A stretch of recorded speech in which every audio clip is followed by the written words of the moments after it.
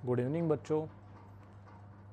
आज हम पढ़ने वाले हैं लाइट चैप्टर, जो कि फिजिक्स का बहुत ही मोस्ट इम्पोर्टेंट चैप्टर है। और ये चैप्टर आगे की क्लास 11-12 में भी हमको बहुत ही काम आता है। शुरू करते हैं। सबसे पहले हम समझ लेते हैं लाइट की डेफिनेशन। लाइट क्या होती है? What is a light? Light क्या है? प्रकाश क्या है? Light is a visible energy. ऐसी एनर्जी होती है जो हमें दिखाई देती है। और अगर लाइट को हम अच्छे से समझने की कोशिश करें तो लाइट में दो चीज़ें होती हैं। Light is a electromagnetic wave. ये जो है EM वेव होती है, जिसे हम बोलते हैं इलेक्ट्रोमैग्नेटिक वेव। और दूसरी चीज़ लाइट ड्यूअल नेचर होती है। तो इसमें आपको एक और ये भी मिलता है कि ये जो लाइट होती है ये छोटे छोटे फोटान से मिलकर बनी होती है, छोटे छोटे फोटान से मिलकर बनी होती है। तो कुल मिलाकर light is a electromagnetic wave, is a energy. लेकिन कैसी एनर्जी? जिसको हम देख सकते हैं, जो हम विजिबल होती है, जिसमें सारी चीज़ें हम देख पाते हैं। ठीक है, तो इलेक्ट्रोमैग्नेटिक वेव एनर्जी है और इसके साथ ये किससे मिलकर बनी है? फोटोन से मिलकर बनी है। अब हम आगे चलते हैं। आखिर ऐसा क्या होता है कि हमें कोई भी ऑब्जेक्ट लाइट की प्रेजेंस में दिखाई देता है और बिना लाइट के हमें ऑब्जेक्ट सीन नहीं होता। तो वास्तव में क्या होता है? एक्चुअली क्या होता है कि जब कभी किसी ऑब्जेक्ट के ऊपर लाइट आती है तो वो उससे टकराकर हमारी आंखों पर आती है और उसके बाद हमें वो ऑब्जेक्ट दिखाई देता है।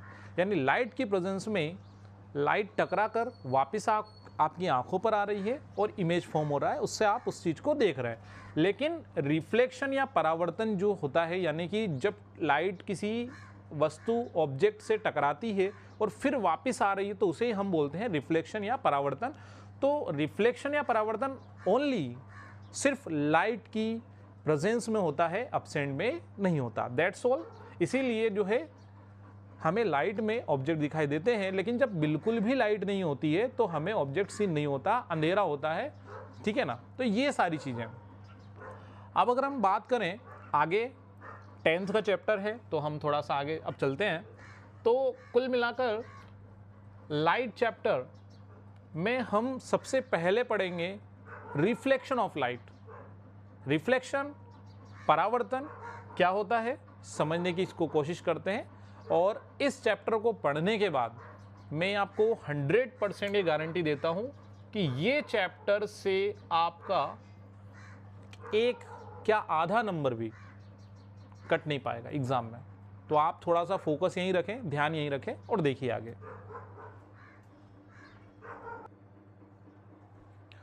तो हम सबसे पहले समझेंगे रिफ्लेक्शन को। शुरुआत करते हैं रिफ्लेक्शन या परावर्तन की। परावर्तन क्या होता है कि जब किसी मीडियम से, कोई भी मीडियम हो, लेकिन मीडियम कौन सा होना चाहिए? नॉन ट्रांसपेरेंट होना चाहिए। ऑपिक्यू, जिसमें लाइट टकराती है, ट्रांसपेरेंट नहीं होती, आर पार नहीं होती। ये जो मीडियम है ये कोई सा भी हो सकता है, कोई सरफेस हो सकता है या ऑल्सो मिरर हो सकता है। मिरर जो हम लेते हैं अपने घर पे यूज़ करते हैं, मिरर हो सकता है, दर्पण हो सकता है, आईना जिसको हम बोलते हैं। अगर किसी ऐसा ही मीडियम है और उस पर कोई लाइट रे आ रही है, ठीक है, आ रही है, तो हम इसको एरो से इंडिकेट करते थे कि इंसिडेंट रे, यानी कि जो आ रही है उसे हम इंसिडेंट रे बोलते हैं। ये किरण आ रही है, ये रे आ रही है, और जैसे ये मीडियम से टकराती है तो टकराने के बाद क्या होता है कि ये जो है इसी मीडियम में वापस से लौट जाती है। आई, टकराई और रिफ्लेक्ट होकर के चली गई। ये इंसिडेंट रे, ये reflected ray, this is a medium. ये मीडियम है।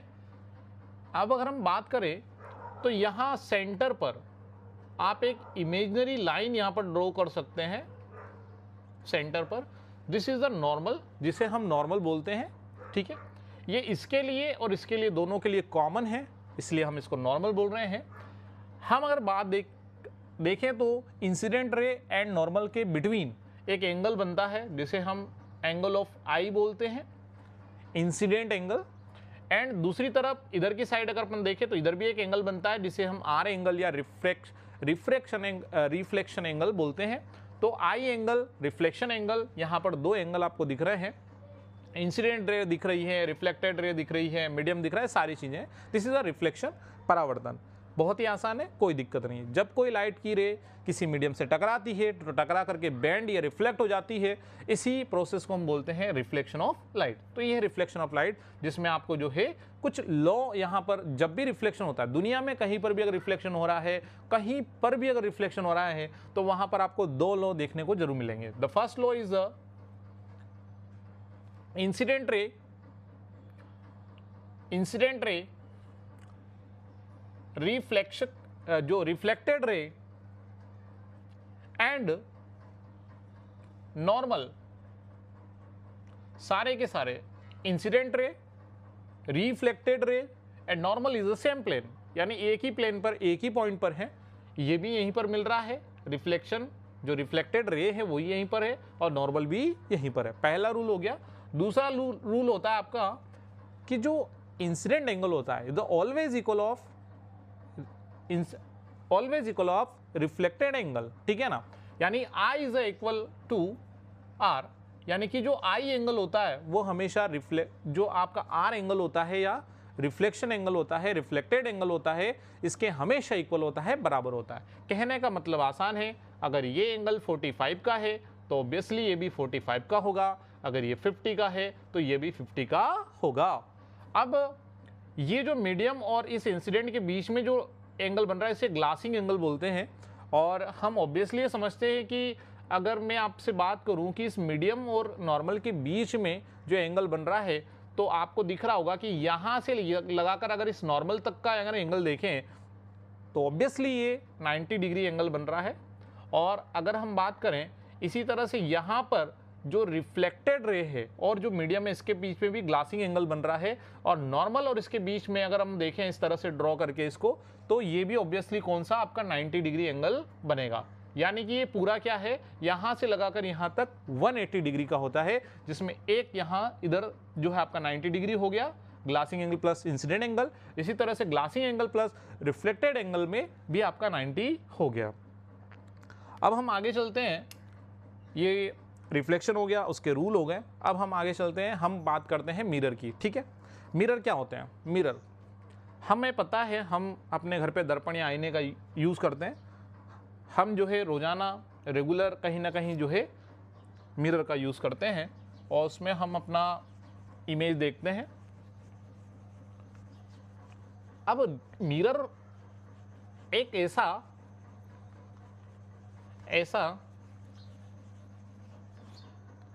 दर्पण एक ऐसा यंत्र है, या जिसको हम बोल सकते हैं कि ऐसा जो है डिवाइस है जिसमें दर्पण में,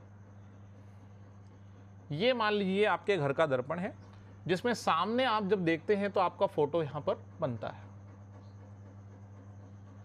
तो यहां पर आपका जो फोटो बन रहा है ये इसकी फ्रंट साइड है, ये रिफ्लेक्टेड साइड है, ठीक है। और अगर इस मिरर के पीछे देखें तो हमें पता चलेगा कि इस मिरर के पीछे, यानी कि इस दर्पण के पीछे का जो सरफेस है वो पॉलिश है। कैसा है वो? पॉलिश। आपको पता होगा जब मिरर टूट जाता है, जब मिरर टूट जाता है तो उसके पीछे एक पेंट होता है। तो कहने का मतलब जब किसी ग्लास का एक सरफेस ऐसा ही हो नॉर्मल, और दूसरा जो पीछे का सरफेस है उसको पेंट कर दिया जाए, तो उसको हम बोलते हैं मिरर। तो मिरर और ग्लास में अंतर होता है।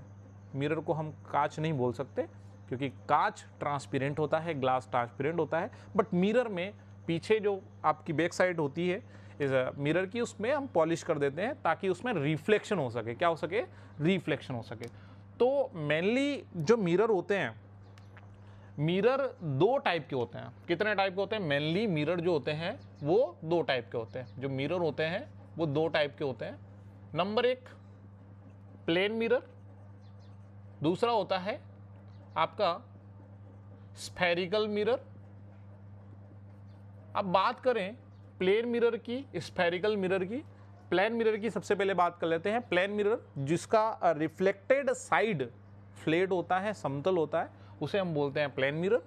बात करें स्फेरिकल मिरर की, तो स्फेरिकल मिरर जो होता है वो कर्व होते हैं, और ये दो टाइप के होते हैं। ये दो टाइप के होते हैं, जिनमें एक होता है आपका कॉनकेव मिरर और दूसरा आपका होता है कॉन्वेक्स मिरर। ठीक है, तो कहने का मतलब मिरर दो टाइप के हो गए, प्लेन मिरर, स्फेरिकल मिरर।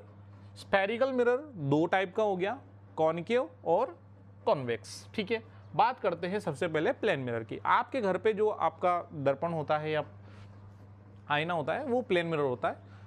आप अगर उसमें देखेंगे आपका फोटो इमेज, तो वो हमेशा आपको सेम साइज का मिलेगा, बहुत ज़्यादा बड़ा या बहुत ज़्यादा छोटा नहीं मिलेगा।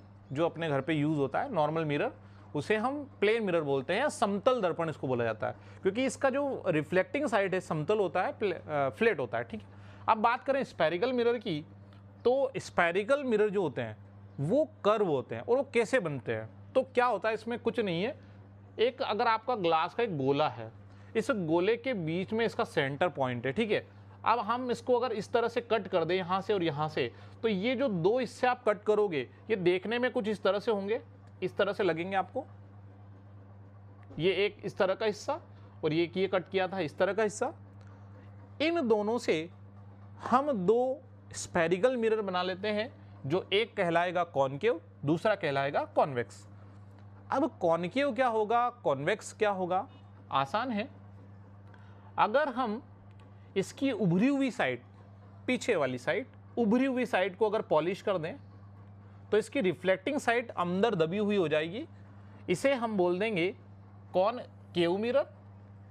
अगर हम बात करें इस वाले की, तो इसमें हमें दबी हुई तरफ पॉलिश करना है, ताकि इसकी जो ये साइड है रिफ्लेक्टिंग रहे। इसको हम बोल देंगे कॉन्वेक्स मिरर। यानी कुल मिलाकर कॉनकेव को याद रखने का तरीका है कि जो रिफ्लेक्टिंग साइड है वो दबी हुई है, यानी कि यहाँ पर केव है, केव का मतलब होता है गुफा। तो इस तरह से भी हम इसको ऐसे आसानी से याद रख सकते हैं, ताकि हम कंफ्यूज ना हो। और कॉन्वेक्स मिरर की बात करें, तो कॉन्वेक्स का जो रिफ्लेक्टिंग साइड होता है वो उभरा हुआ होता है, उठा हुआ होता है। इसीलिए इसे हिंदी में उत्तल दर्पण और इसे अवतल दर्पण बोला जाता है। ठीक है, तो ये सारी चीज़ें हैं। ठीक है, अब हम बात करते हैं, आगे चलते हैं। प्लेन मिरर की खास बात मैंने आपको बताई थी कि प्लेन मिरर में सेम साइज इमेज बनता है, ये ध्यान रखना है आपको। और बात करें, एक क्वेश्चन हमारे मन में कई बार आता है कि जब हम हमारा चेहरा समतल दर्पण या प्लेन मिरर में देख सकते हैं, तो फिर हमें स्फेरिकल मिरर की ज़रूरत क्यों पड़ती है। स्फेरिकल मिरर की ज़रूरत इसलिए पड़ती है क्योंकि अगर आपको इमेज छोटा बनाना हो या इमेज बड़ा बनाना हो, तब आप प्लेन मिरर से नहीं बना पाओगे।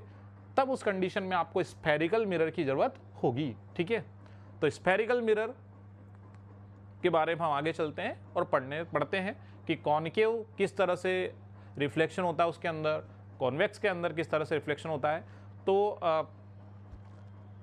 कुल मिलाकर ये जो चैप्टर है, लाइट चैप्टर, हम इसको टुकड़े में, जैसे कि वीडियो जो होगा वो हम 15 या 20 मिनट का वीडियो ऐसे अपलोड करेंगे, यानी चैप्टर के लगभग 5 से 6 वीडियो अपलोड करेंगे, ताकि जब भी आप इस वीडियो को देखें तो आपको ऐसा नहीं लगे कि बहुत ज़्यादा लंबा वीडियो हो गया है। तो हम सबसे पहले हमने आज बेसिक चीज़ें देखी हैं। अब हम कल जो भी अगला नेक्स्ट वीडियो हमारा होगा, तो उसमें हम आगे ले चलेंगे कि मिरर में, कॉनकेव मिरर में, कॉन्वेक्स मिरर में हम जो है किस तरह से उसमें रिफ्लेक्शन देखते हैं, उसमें कौन सा कन्वर्जिंग होता है, कौन सा डाइवर्जिंग होता है, जब लाइट पैरेलल आती है तो किस तरह से रिफ्लेक्ट होती है, कहाँ पर मर्ज होती है, ये सारी चीज़ें हम देखेंगे अगले वीडियो में। ठीक है।